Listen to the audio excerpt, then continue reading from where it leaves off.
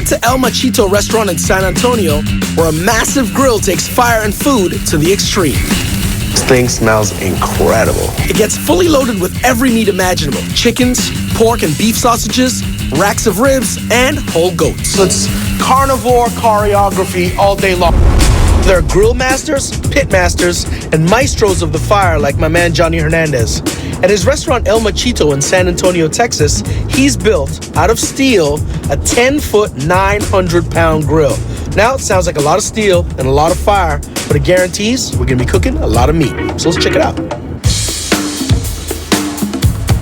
Hey, Johnny, I gotta be honest with you, man. This setup is really quite medieval. This is the meat altar.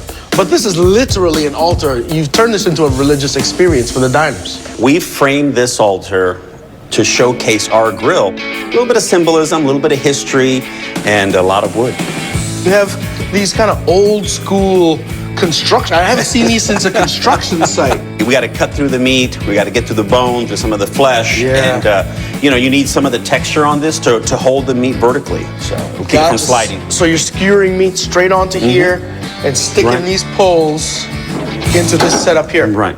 The middle here is where the wood and the fire goes? Yes. How do you control the actual temperature? We have some levers that give us the ability for these rods to come back and forth at an angle to the heat source. Ah, so that's like closer to the fire, it's hotter. Exactly. Further away from the fire, the less heat. What kind of meat are we cooking here today? Let's do some goat, some chicken, let's do some pork ribs, and a couple different kinds of sausage. You gotta have a lot of skill to be able to cook this properly, and I'm with a master, so I'm about to learn. We're gonna use some briquettes here. This will get us going. We'll put a couple big logs on each side, and then we'll put some right across the center. What kind of wood is this actually? Oak for some fuel, but mesquite is really what's giving us the flavor.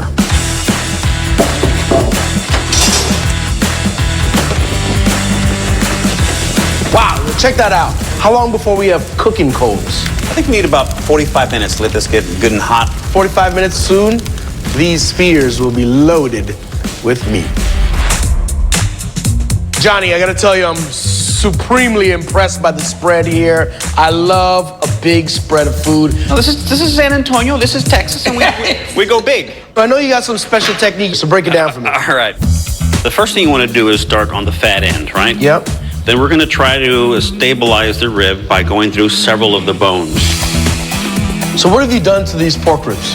First thing was the brine. They sat in there for 4 hours. Little peppercorns, we toast the bay leaves, cinnamon, a little bit of citrus. All that gets simmered and cooked into the brine before the ribs go in. It helps season the meat right to the bone, so everybody's gonna be juicy and delicious. Check that out, man. It's like a water slide of meat. What's over here now? All right, chorizos. Chorizo! Traditional Mexican longaniza. It's kind of the go-to sausage for Mexico. We kind of coil it up into this kind of snaily, like meat donut kind of thing? Yeah, a little meat donut, yeah. Good. What kind of spices are inside of this chorizo? Well, definitely a lot of the color comes from the achote. Kind of that earthy kind of spice, aromatic, and then chile guajillo. Of course, you have onions, you have garlic, other spices, a little bit of cumin. The beef sausage has fresh jalapeno and garlic.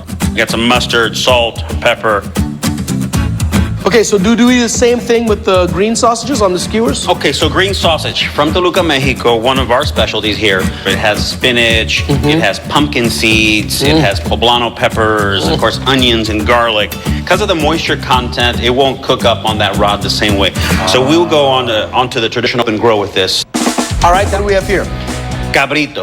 So milk-fed goat. We're gonna come in through the neck, all the way through along the back, out the tail end.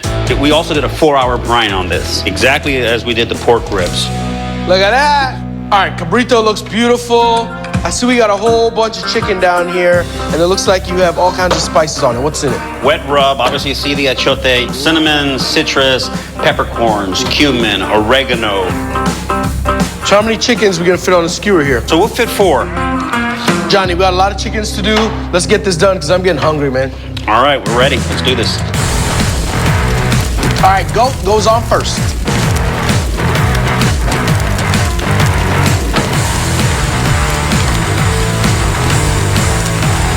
Well, that is a lot of meat, a lot of variety. It gets 500 or 600 on this side, you know, so live heat, fast, intense. Very different from the low and slow.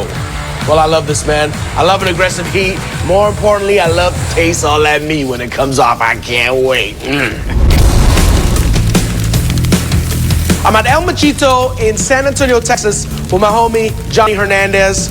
We're standing in front of 50 pounds of meat on his custom-made asadero grill, and we've been cooking it for a little while now, just enough to make sure that the meat is starting to cook and render some of the fat. That's right, Johnny?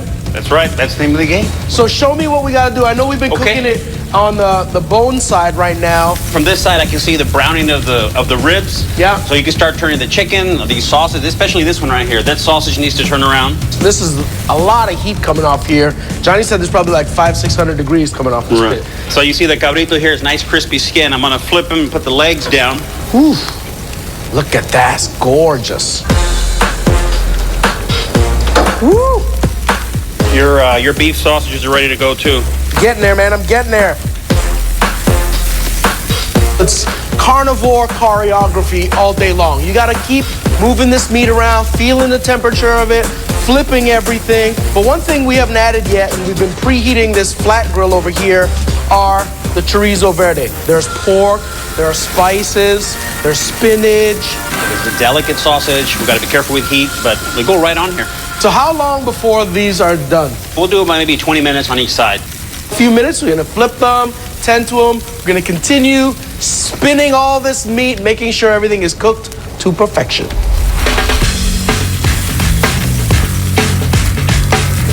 All right, check that out. Because we poked these little holes in here, the fat has been basting all these sausages so they're glistening and shiny, but that casing still has a nice snap. I wish you guys could smell this thing. This thing smells incredible.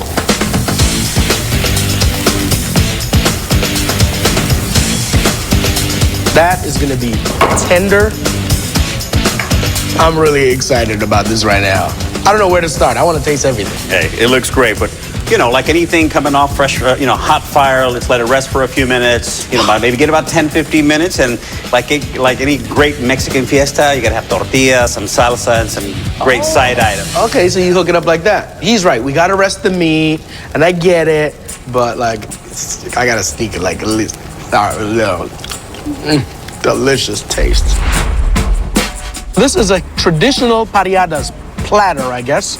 It's a selection of a wide range of meats. All this stuff we cooked right here inside of our pit. These ribs are like, notice no sauce, nothing, it's plain. Plain and delicious, super delicious. I taste that brine all the way down to the core of the meat next to the bone. Gently smoked, I love that. I've been dying to get at this chorizo verde. Look at that. Look at the color in there. Really, really super green. And you know, verde is green, right? Wow, that's amazing. It's the first time I've had that. Definitely not gonna be the last. It's so juicy, so moist. I get the spinach, a little bit of the jalapeno, but it's not hot, just super flavorful. This cabrito, build myself a little taco. Take a little bit of this jalapeno, some of this beautiful red chili. Now, that is a thing of beauty. Look at that. Simple.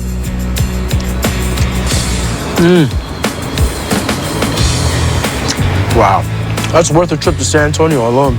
The cabrito is so tender. It's a very mellow flavor, but you get that little bit of gaminess that you love from a meat like goat. Take this little raspberry margarita, some of this taco.